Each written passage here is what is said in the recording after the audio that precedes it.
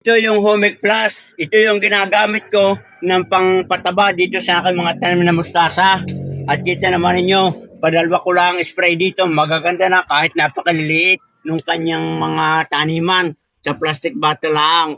At itong mga kabayang Humic Plus ay nakakapagpa tibay sa halaman laban sa stress. Yeah, katulad niyan, didilagayin nyo, inyong i-sprayhan ang ilalim ng dahon hanggang sa baba.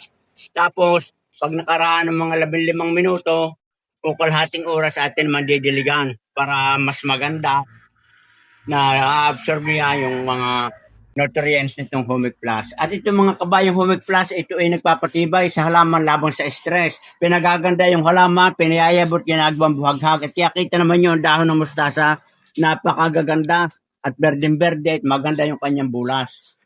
At ito ay pwede natin gamitin kahit sa anumang uri ng halaman. Pwede nating idilig at ating tunawin, ating i-dissolve sa tubig at idilig sa puno.